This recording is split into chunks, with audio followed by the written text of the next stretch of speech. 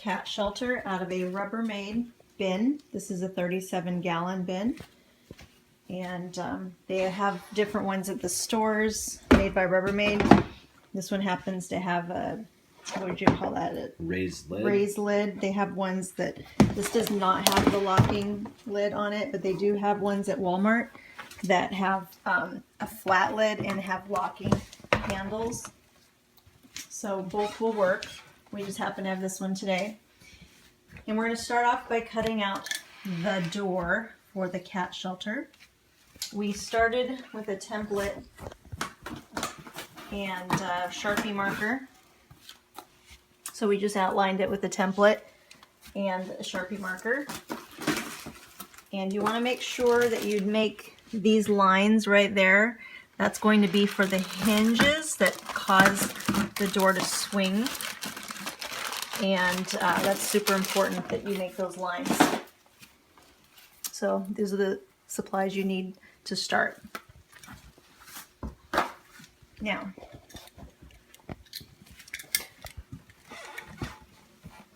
so we use a razor knife with a sharp new blade, and we just follow the line. The first time I do a low pressure cut into the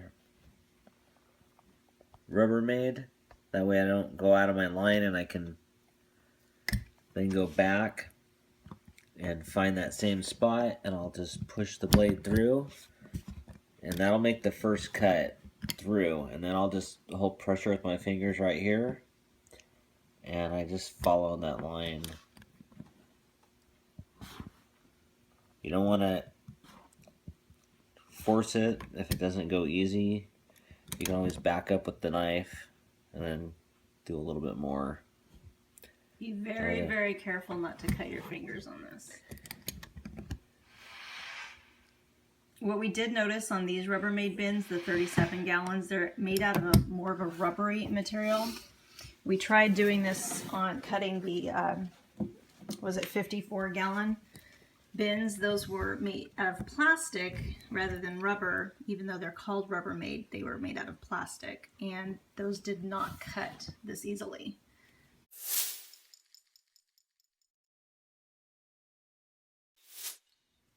So it does matter what type of material you're working on. We had to end up, we have another video that shows that we took the larger bins that were 54-gallon, and we had to use heat guns to cut the doors out because a knife was not working on those other ones.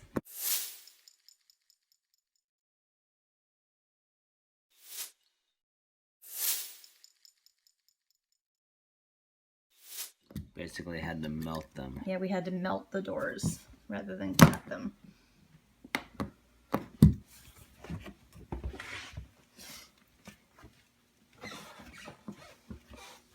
Now you can make these without the hinge doors, which is fine too.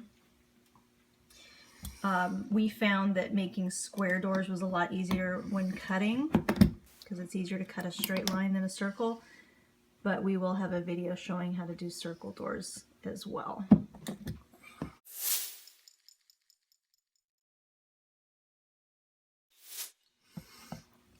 So I'm on my last cut, and I'm going to actually score the spots. I normally have a little tool that's for marking these, but I'll usually, before I cut this, just because it's still together, it's easier to mark both of these with indentions. And this is going to be to help align whatever you're going to use to cut your holes through here for the hinges, whether it be a drill bit or some other tool. We actually use a hot soldering iron to make our holes just because we happen to have one. This door would also work if you wanted to make a larger litter box. These bins work really great for litter boxes too.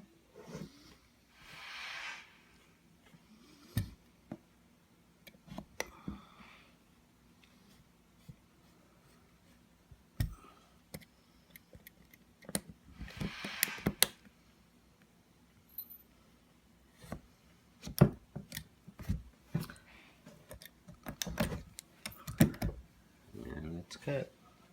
Okay, that will be the door. We use Open It utility scissors. They're used for opening packages. They have a sideways blade.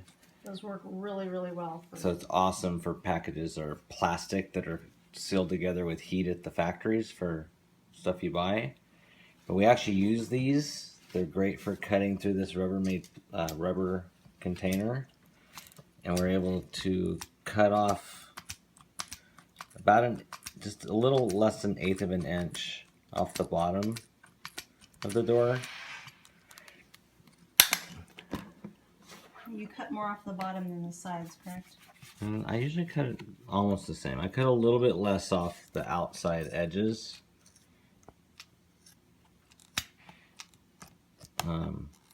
We want to make sure there's enough cut off on all the sides that after we hang the hinging door, that while it flaps, it won't get stuck.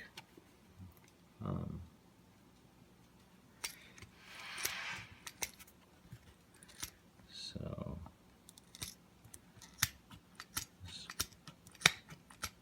good line.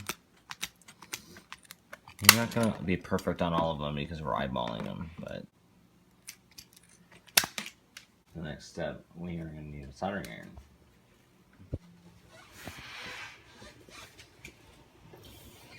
He's got his soldering iron.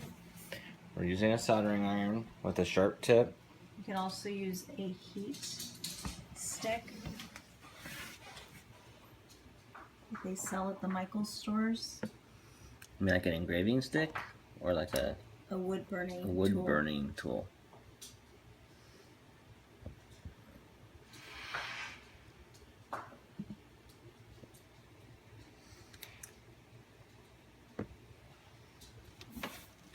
All I'm doing each time is cleaning the iron to get the plastic off, or the rubber off. So when I go to do my next... And these are not actual circles. He's going back and forth, making... What shape would you call that? Like a little oval. Basically like a flat line. We're going to be using zip ties, small zip ties as the hinge. So we just want the holes I'm making to be about the width of the zip tie, so that way there's no room for the door to travel side. I'm going to be burning the actual holes in the flap for the zip tie.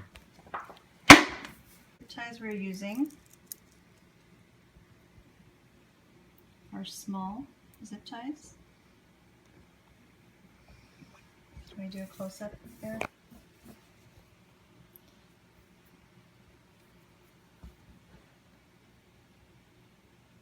I was going to do the last one.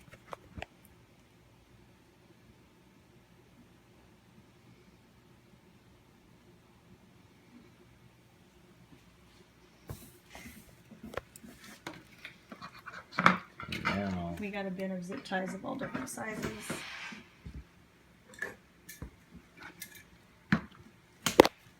now it's important to take the razor knife, and there's going to be melted plastic around all these holes, and you need to take the razor knife, put it flush against the plastic flap, and cut those off. You want all the holes for the zip tie to be smooth so the zip tie doesn't get caught. And you have to do it on both sides. We do it on the actual door flap, and we have to do it on the container too. You just fill it with your finger, make sure everything's flat after you slice through it with the blade, which will go through. It's ready for the door.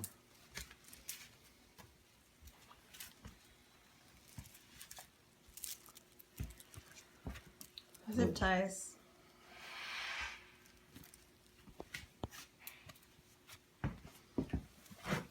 The best thing to do is start in the rear with the middle zip tie. Stick the zip tie in with the high side of it facing you, and just hold it through. And then take your flap, and you actually put the zip tie in through the top like that. And then on the back side, you can actually let go of the front now. You just hold the zip tie and you just stick it right in here. Pull it up. Get a hold of the bottom of this door. And pull down on it. You can do it from the outside too. But basically you want to see your gap at the bottom. And I'll eventually pull pressure down on this door to pull pressure on the zip tie, and I'll pull and zip the zip tie a little bit more. So that's the middle one. Now we'll go ahead and add the other. You want to explain why you do the middle one first? I did. Do the middle one because it's easier to hold it. And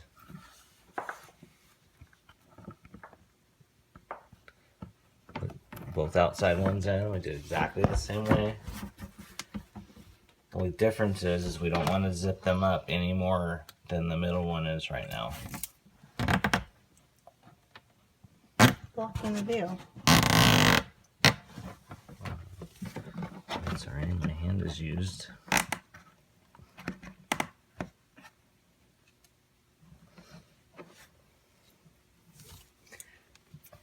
And do that one the same way.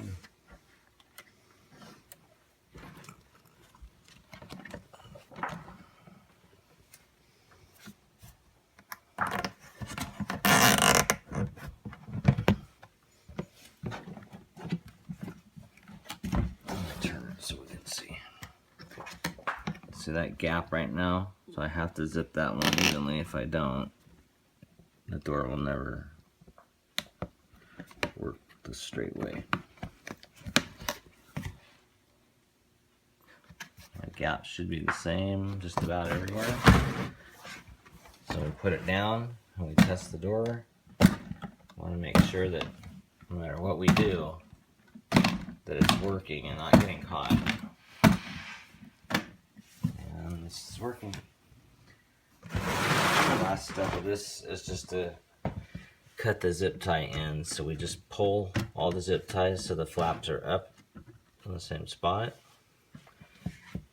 You can take any scissors or utility knife to cut these. They're really easy to cut because they're the small ones, so they're thin.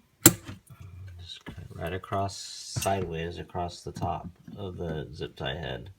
And if you cut them just right, they won't be sharp. You won't cut your fingers on what's left. And that's attaching the door. Next, we will be doing the insulation for the interior so it stays nice and warm.